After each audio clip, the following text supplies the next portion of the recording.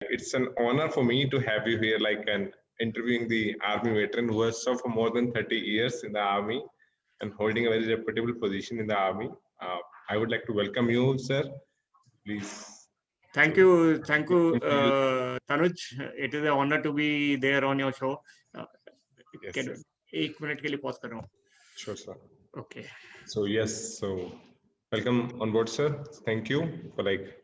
So I would like to begin with like, sir. My first and foremost question is, so like, would you mind to share about your the childhood hobbies and the activities that you used to do in the like? Childhood hobbies and activities. I spent most of my childhood, initial 14 years, we were in J&K. My father was working there in a government organization. So till 8th, initial schooling, I started in Srinagar. And then winters, we used to move to Jammu. And in summers, we used to come back to Srinagar because that was called as the Darbar move. And I remember I started my schooling from Burn Hall School, which is supposed to be one of the premier schools in Srinagar. Those days, the things were totally different than what they are today in the valley. And so I studied in that school for initial, I think, KG, I did from there. Thereafter, there was some change, and I shifted out, and later on I joined KB, because what happened is like because since we were uh, shifting from Srinagar to Jammu after every 6 months. So in order to have a continuity in your education, so my father put me in KB. So it was winters I was in KB Jaipur, as correction KB Jammu, and summers when I used to be in KB Srinagar. So that way the studies used to continue. And those days, initially, I remember used to go to schools in the school bus. So there was no TV, there was no internet, nothing was there. So only activity for us was to outdoor games. The cricket was my favorite, like any young child. Cricket was my favorite game, so we used to play cricket in the school, and of course, the normal hide and seek and those small at that age. These were the games, and one more thing was like in our school campus, we had a huge orchard where all types of fruits used to grow. So we never used to take tiffin. We used to eat apples and pears and cherries as per the season for our lunch break. So That's so that great. was what how my initial childhood went by. So it must be so really great for you, like you have been grew up in the valley, like that we just more out from the freedom, and we just got the freedom in like 47, and like after the like 20 30 years you were in valley, like in after in that time only. So it must be very like great moment for you to, like you grew up in that. Yes, in fact, those days, Srinagar and Kashmir Valley was actually, they call it Switzerland of the East, or India. And I remember a lot of my relatives used to come to us in the summer vacations to visit us. So invariably, I being the eldest in my family, I used to escort them to wherever we used to go to various parks and other places which were there in Srinagar and around. So it used to be good fun. And those days actually, I think would totally carefree days of my childhood. Yeah. Yeah, like our first question, like our first discussion has completed. Second question as well, which was like the where did you complete your schooling from? It was already answered that you have been complete your schooling from Srinagar and Jammu, and both the places like. Yeah, that was the initial part of my schooling. Then thereafter in 74, we shifted from there after the 71 war. Inside during the 71 war, we were in Jammu. And I remember those days we had to put uh, papers to cover our window panes, and they used to be. My father was posted in that place called Kalakot, which was about 100 kilometers away from Punch. And when the war started, he came back home, And I remember they had dug trenches in our houses, and whenever the siren used to go off, so we had to go into the trenches. And one particular incident which is fresh in my mind is that one of our neighboring houses, their one shell had fallen down. So it was like a airdrop, and we did not know what exactly it was. So the civil authorities came and removed it. So that was it. And then in 74, we moved bag and baggage to Jaipur. So later part of my schooling I did from KB Jaipur till my 12th, and then my college also from Jaipur only. So like, is there any scary part that you still remember in your schooling days? Like, as you just mentioned that the one incident happened, like that time you were not aware what is a shell. It is all about, because we were young, so we are teens only, so we don't know even what it is all about. We Yeah, just know. so absolutely. I think during 71, I must be in, I think, fifth or sixth standard in my school, and I had two younger brothers with me, and they were very small those days. So again, only scary part was when those days when the operations were on till the time the war finished. So we had to switch off our lights in the moment we used to become dark, and we had to stay indoors. We could not go out, and those were those days of curfew and everything. But otherwise, normal activities. When during the Dashera holiday, I remember we used to go and watch Ramlila in Mandir in Gandhinagar. So that used to be a very big occasion for us. And whenever we had our 12th class results coming out, so my father used to take us out for a treat to India Coffee House for a dosa. So those were and of course, otherwise you had friends with whom you used to play around, and those were the activities which we did in Srinagar. And when I came to Jaipur, so I was in 8th standard, so 8th to 12th I did from Jaipur. In fact, my batch was the first batch of 10 plus 2, so I did my 12th in 79. So again, there we have like any other young child, we used to play all games, cricket and outdoors. Basically, it was all outdoors. Cricket was our favorite game. Must be a proud moment for you, like to be part of first batch there. That must be a Yes, proud moment for you as well. yes. So it was totally new, and the only advantage we had was immediately after your 12th, we got admission in second year in your college. In those days, graduation was the 3 years. So you got admission in second year, so that way you did not lose any year in college during your graduation. That's so great, sir. So just like just the next question I have for you. So if I ask you as a child, how was you, like an introvert person or extrovert kid? Like how was you, sir? I think I was an introvert. I was an introvert. Yeah. Great, sir. So, sir, like, okay, like you have been there in like the place Jammu Kashmir where you have seen so many things like happening over there, and they have seen encountered so many situations there. You have witnessed those moments there. That how it is. So, is that the reason that you choose the army, or something else like drive you within that you have opted army as your profession? Actually, the reason behind why I joined army had actually nothing to do with my childhood and what happened during the 71 war. So those days, actually, in school, I had taken science PCM, and those days, it was either you go in for medicine, so एक बच्चे को doctor बनाना है, एक को engineer बनाना है. That was the standard thing. And so I was just about average in my 12th. So and those days, if you get a first division also, it used to be a big thing for us, and if you get a distinction, then it was a you are a genius.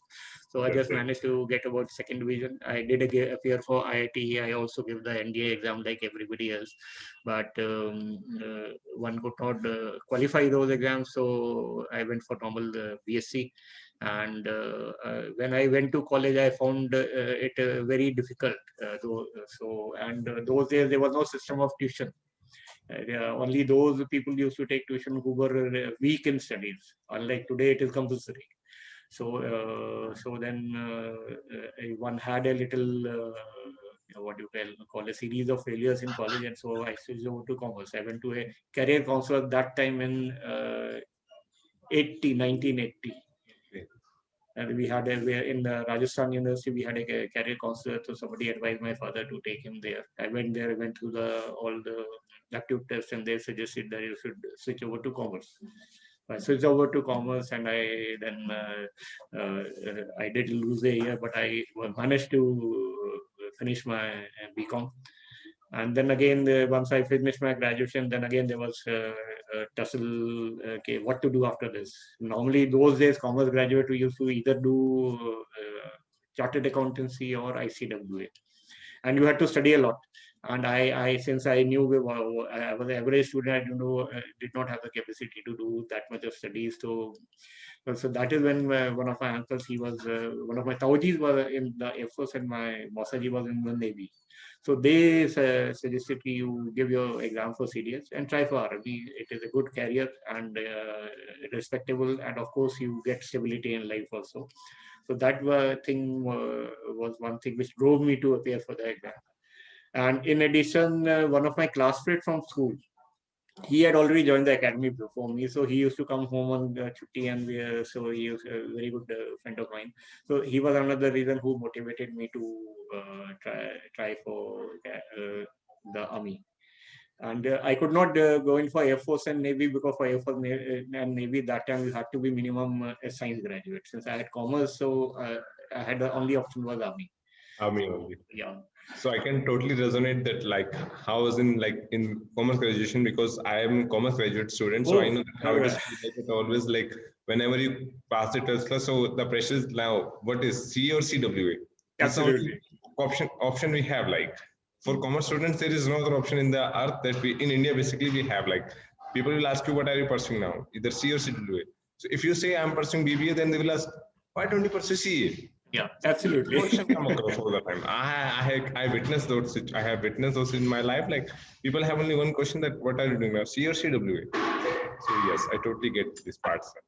And that must be very difficult for you to like transitioning from science stream to commerce stream. So actually, transitioning from science to commerce was easy, because since one had studied maths till 12th, so statistics and accountancy one could do very easily.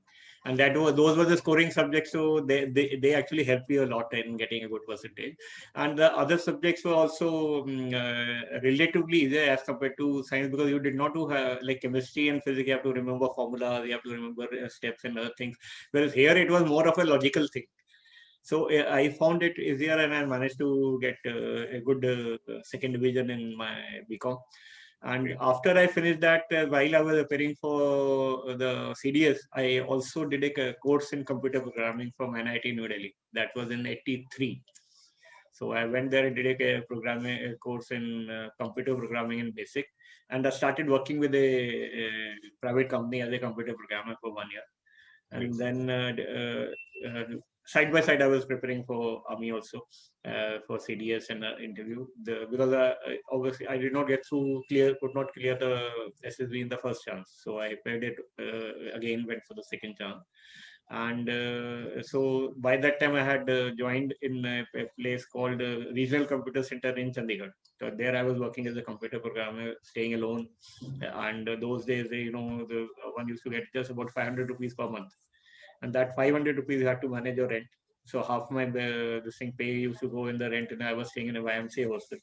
And balance 250 was the amount on which you used to survive for the rest of the month. But though things were very cheap, you could get a good decent meal for 5 rupees. So that way things were good. And one could, those days there was nothing extra to do. So there were no things where you have to waste money. And so that way, and once I cleared my SSB and joined the academy, then things were totally on a good this thing. Great, sir. Great. This is great to hear. So now my next question is like, so you must have faced some challenges in the while pursuing this career, like in the beginning of this, like what kind of challenges you faced? So biggest first challenge was when I started my career as a computer programmer, since I was working with a private company. He was the owner was a IIT graduate, and he started those. We were doing accounts and payroll accounting for big companies. So initially for almost about 6 months, I did not get any salary. It was more like you were working as an internship, and I got my first salary from him after about, I think, 8 or 9 months. And meanwhile, when I went to, so since I was staying at home with my parents, so you did not have any extra expenditure, and so one could manage. And when I moved out from there, when I went to Chandigarh, so Chandigarh, yes, you had to live a very, very simple life. There were, it was like from my hostel to, I used to go to the place of work and back to hostel. And plus there were no movies, no additional thing activities you were doing. All your friends were working with you in the center only. And those days we had shift system. So since I had nothing else to do, so I used to do extra shift. So advantage was that then you could accumulate, and you could, if you take 50, you get that earn leave, so you could go for a longer leave if you want to go home. Okay, And okay. plus you could learn, and you could Yes. time also fruitfully. So that was one thing. So though they were those days of struggle, but they taught you how to survive and on your own, and how to stay within your means. So that thing has carried on now also. Yeah, and that has Like, been great. Yeah. I think that's And a once good. I joined the army, then thereafter, so things were totally different. Yes, it was a totally different kind of environment, and learnings were different, and of course different challenges also. Great, so great. So, like, sir, what was the motivation behind it that you become officer? What was the motivation? How you keep yourself motivated all the time? What was the motivation behind it So actually? the motivation was like, since I was the eldest in my family, the biggest motivation was that I have to be on my feet as early as possible, so that yeah, I'm not dependent upon my father for my own expenses, because I had two more younger brothers and he had to look after them also. That was one thing. And another thing was, my father himself is a very self-made man. So there were certain qualities which you inherit from your parents. So that was one thing. And another thing was, armed forces in particular were a very respected profession. And of course, those days, that motivation was there, that you are doing something for your country, but there was stability in your life, and lot of adventure, lot of activity, which otherwise one would have not have got. And of course, my friend, my uncle, who were already there, they were the main motive for they used to guide me, help me. And he was like, those days there were no training academies to train you for recipe interview, but they kept on pushing me, and that also helped me a lot to go in and Achieved. really succeed in Like, my. Yeah, yes. Isn't like a kind of blessing that we get sometimes, like our some family members are pushing us to do better in our life. Like it's kind of blessing as well that we get absolutely, sometimes. absolutely. Yeah, that is one thing which you like. The thing is, the in the present generation also, that feeling is there. They want to be on their feet as early as possible, so that they don't have to depend upon their parents for their extra expenditure. So that is a very good thing. And nowadays you have got lots of opportunities available to you. You can do 10 things. Yes. Whereas those days there was very few opportunities available, so it was very, very big achievement for everyone. Yes, and of course you learn from your peers and friends and relatives. So that also is a very big motivating factor. So, like, what was the first action you have seen when your parents came to know that you have become an officer now? So it was a moment of huge pride and happiness for my parents. And being the eldest in my family, of course, my mother and my father was very happy, and all my relatives were very happy, because I was the first one to join the army from my entire family. So that was a big thing. And it gave you a very, very great feeling of satisfaction and happiness to the entire family. Yeah. Yeah. So being an eldest kid, like parents always have expectation from both, like all the children they have, but like being an eldest kid, that they expect more from us. Absolutely. That we should like raise the bar high always, like keep standards high always in our life, so that we can become example for others in our family. That yes, he has become this. So what's the plan now? Yeah. So like for me, it is like that I'm the eldest in the sense, so I have seen that thing. Yes. So Yeah. I have like indirectly pushed that you should do better in your life, so that the younger one should learn something from you. So Yeah. that's always there, like kind of. So Tanuj, that is one main thing which is there, which is being the eldest in the family. Secondly, we also learn to adjust, because it is always the eldest in the family who is supposed to be adjusted to adjust and let go of whatever your younger siblings do. So that way you have to adjust to their requirement. You have to be more patient. You learn a lot of things which being the eldest. Responsibility is also there, expectations also there from you, and of course, as you said, you have to set an example for your younger siblings to follow. So it puts a lot of responsibility on you, your shoulders, right from the very young age. So it goes both ways. It is plus it's got some pluses and it's got some minuses also, because invariably anything your younger brother will do, you'll be blamed, but you must have instigated. So those are part of your life which one has to accept. So great, sir. Great, great. We are going great, I think. So I'm taking it too much time, sir. I'm so sorry for that. No, not at all. Yeah. So, like, sir, how was like your early days when you became an officer and you started your career? So, how was the early days? Like, what is the feeling within you and what? So early days was of a lot of learning, and you have to establish yourself in the eyes of your peers, your seniors, and also your the men you are commanding. So especially our system is like that in the early days when you join your unit, you have to spend initial days with your men. So you live with them in the same barracks where they are staying. You follow the same routine which they are following, and you need to require to learn each and everything about your men. Like I'm from Armored Corps, so we have our lowest subunit in a regiment is called a troop. I was a troop leader, and so we have about 12 to 15 men under us who you are commanding. So on your professional front, as far as your equipment, you have to know each and everything about your equipment, right from how it functions, how to do the maintenance, and also in case there is a problem with the equipment, how to carry out the repairs immediately till the time you get the support from specialists in case there is a requirement. So that was one thing. So like we give our car for servicing to a service center. So all the activities which you have, which the service center does for your car, whether it is changing the engine oil, changing gearbox oil, opening the same, cleaning the spark plug, all those things, those activities, and changing grease, and these all we used to do ourselves for our own equipment.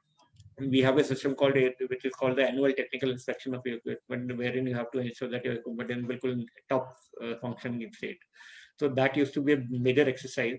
So that way you were doing everything with your men, so they know I as an officer know everything about my equipment, because when I go in the operation, it is just me as a commander, my gunner and my driver will be there with my tank. So anything happens, we have to immediately carry out any repair, and also we have to be prepared to play each other's role in case the driver so I have to know how to drive the tank. I have to also learn how to fire the main gun.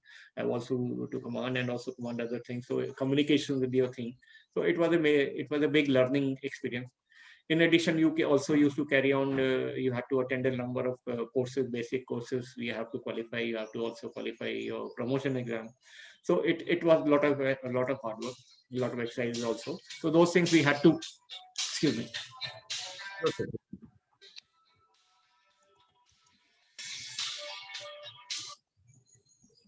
So you can attend, sir. You can attend the call. I'll get call back later.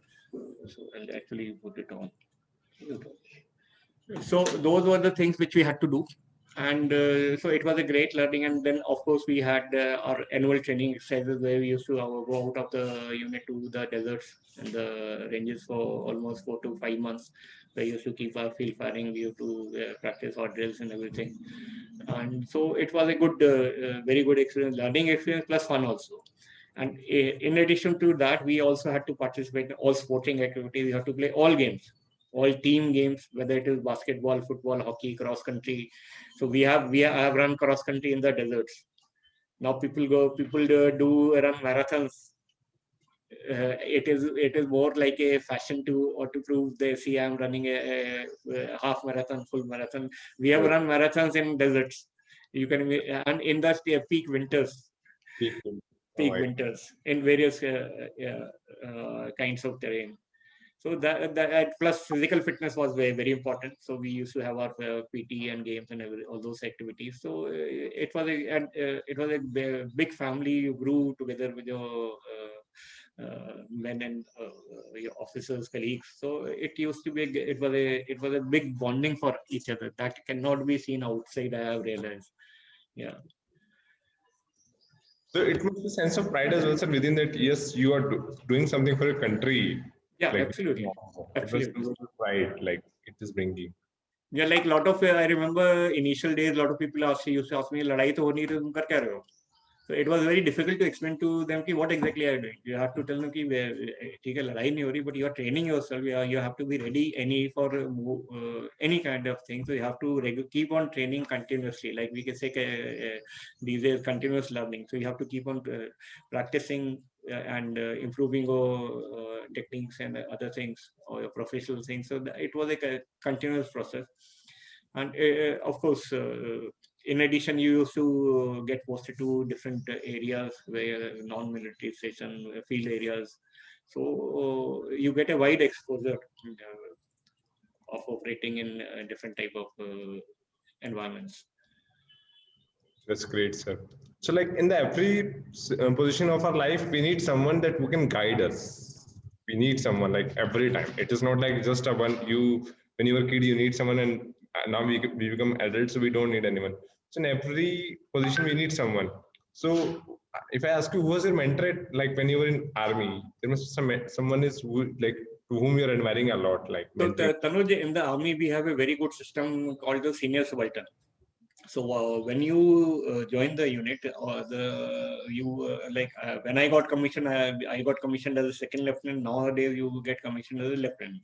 So the lieutenant, the senior most lieutenant, who's a bachelor, used to be designated as a senior subaltern, and it was his responsibility to train and mentor all the officers who are younger to him in all the activities, whether it is related to your professional activities, whether it is related to your social activities. We had a system of how to behave in the mess, how to dress. You have to ensure that you're everywhere and on time. In fact, we had a system that any place we have to be there, whether it is PT or games or official office, you have to be there 15 minutes before everybody else. So it becomes your DNA. DNA now. So we used to. I still have a habit that I keep my watch 5 minutes fast, so I don't get late. I'll always be early, and so that habit continues with us. So now, even after when I became senior, and when I have to take a meeting at times where I used to be there was first one, because that has been drilled into your body. So that senior subaltern was the one who was your mentor initially, and as you grew, so in addition to them, you had your squadron commander, you have the commanding officer. These were the three main persons in your unit who were their mentors, who were guiding and training you and telling you what to do at every stage of your life. And as we grew up in our rank, we also became mentors to our youngsters. So it was a continuous, it's like a chain which carries on continuously, and whatever you are learning, you are imparting to your younger, and they in turn do to the younger generation. So that was so that way we had at every stage you had somebody to hold your hand, to guide you, to train you, and then to tell you what is wrong, what is right, and also to tick you off if you are doing something wrong. So that is a very good system in Army, Navy, and Air Force, all three services. Great, sir.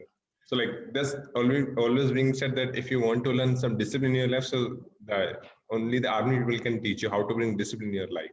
No, not exactly. I feel if you see a lot of schools also give a focus, like initial years, whether it is coming in uniform, coming on time, your assembly and all those things are there. But what happens is our system is so said that we have the little bit of it is not. Some of the schools it is implemented very strictly, like most of the boarding schools, if you remember, or the convent school which were there earlier. They are very strict. But if you go to a government school or say there, that focus may not be there. I remember there some of the convent school you could not speak in any language other than English. If you utter a single word in any other language, you will get punished. So similarly, boarding schools also have a similar system. So it all depends upon the one is your family. Your family also teaches a lot about your discipline.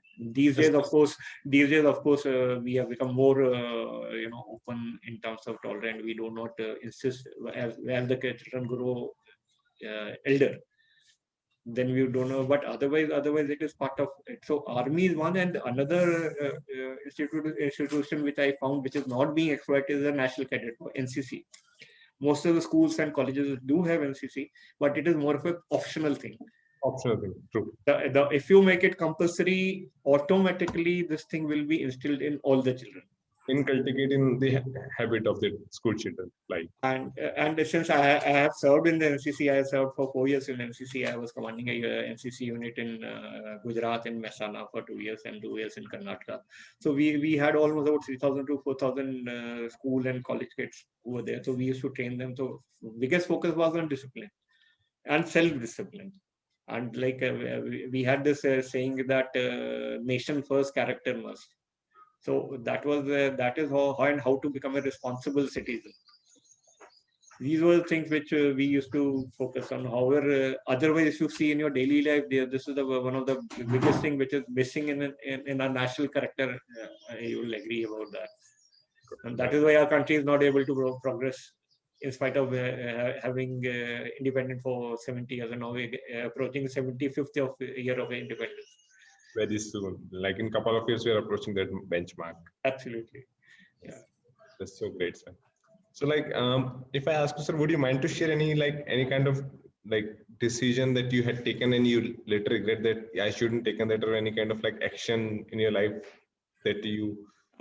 In my professional life, I don't remember any such thing, because we were always, trained to do the right thing in the right way. So we used to, and especially in the armed forces, we have to be extra careful, because the life and this thing of a lot of people depend on your decision. So I don't remember any such decision which I would regret later in life. I don't think so. I have done that. Yeah. This is so great to hear. Personal life, yeah, they may be so that everybody goes through but professionally, I don't remember any such thing. Yeah. That's great. That's great. So like, being an army veteran, holding more than 30 plus years of experience in this field and stuff for the nation. So what kind of advice that you want to give it to like new officers? To the new officers and youth in general, I would say when you join any profession, irrespective of whether it is armed forces or any other profession, initial years you have to really struggle or slog.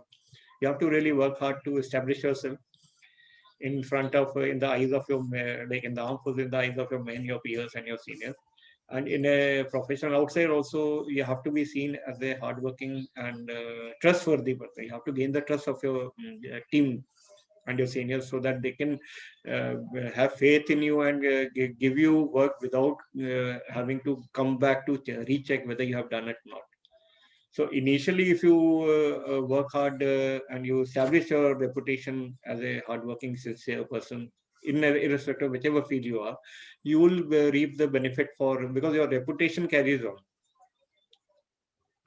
The first impression you make on the other person will carry on for the rest of the life. So what I always advise our youngsters is that initial years when you join, this is 3 to 5 years, you must focus on becoming professionally competent, so that once you have established yourself in your profession as a competent person, thereafter everything will come to you naturally.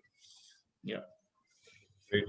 So like you joined an army when there was not much resources available at that time. Yeah. So now there are so many resources available to every one of us. Like the Absolutely. example is like internet only. It helps a lot to young generation. But still, what advice you would like to give to the population that wants to join army? See, if they want to join the army, first thing is that you should have that, it should come to you from inside. You should have what we call, you should have the fire in the belly. Yes. And not only army, any profession for that matter. Because the thing is, until it comes to you from your inside you will not be sincere to that thing. You will not be, if you go under peer pressure, my friend is doing so, let me also do it, whether I want to join or not. So it will not work. It will not work. And it is a competitive world. And everywhere, whether in armed forces, it is more competitive because we have a very pyramidal structure. So everybody doesn't go and become a chief of army staff. Only 1% out of like in my course, we had when we passed out from the academy, we were almost about 600 cadets who became officers. Out of those 600, right now, there would be, I think, maybe just about 25% who would be generals right now, serving generals.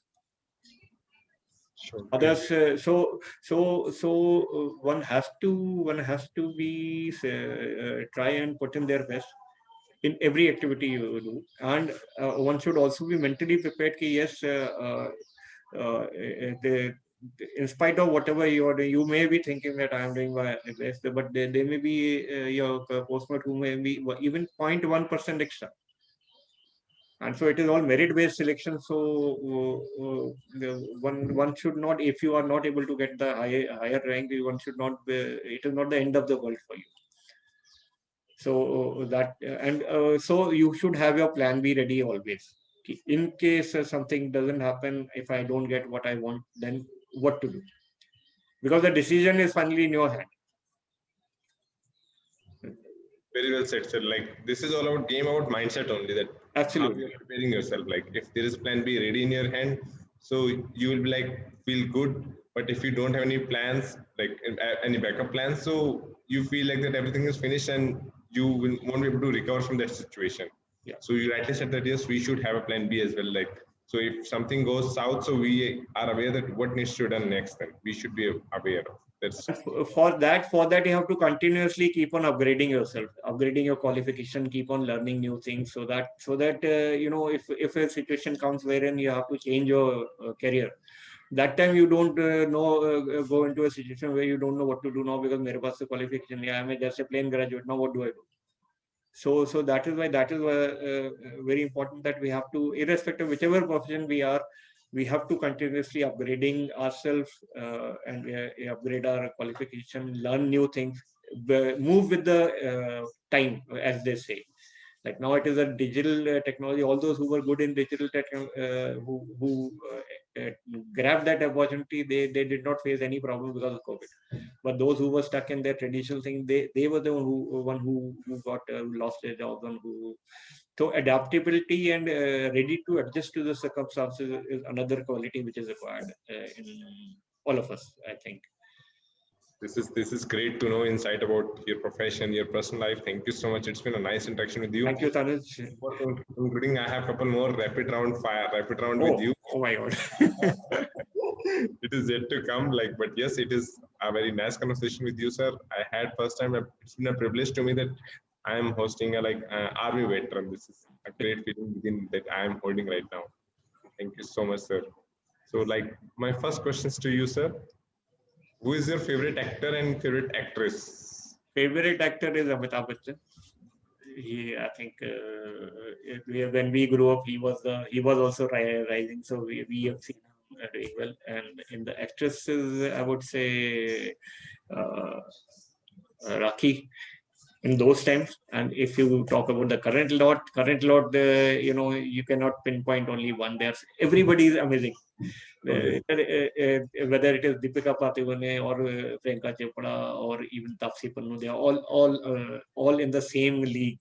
So it is very difficult to select one particular actress as the favorite. Great, sir. Great. So, what is your favorite color, sir? My favorite color is black. Black. Yeah. That's Men in Black. Yeah, Men in Black.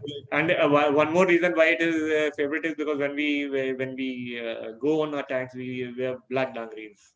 So black is and we wear black berets. Amatcore is black berets. So black is our black is beautiful. Black. Good, good, sir.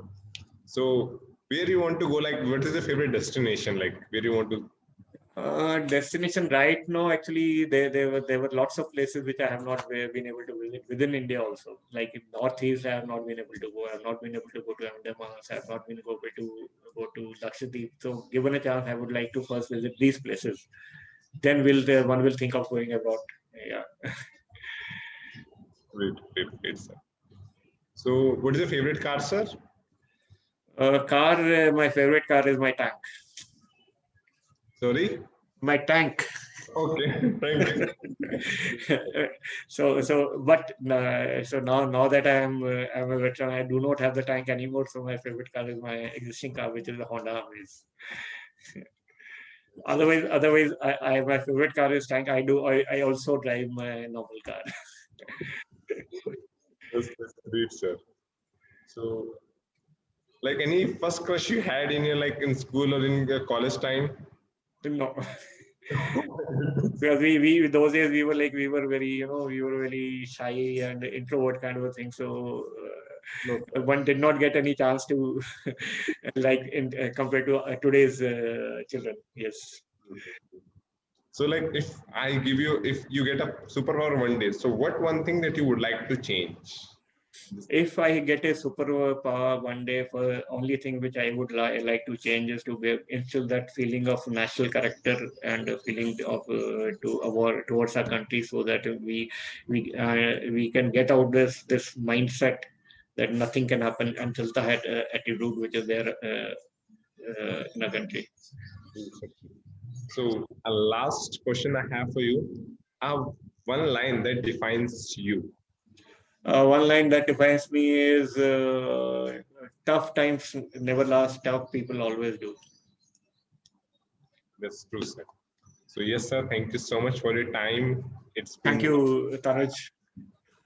a great feeling that I have been having right now that hosting you here. Thank you so much for being with me. It's great to have you, sir. Thank you, Tanuj. Thank you for having me here with you. It was an excellent interaction and wish you all the very best. Thank And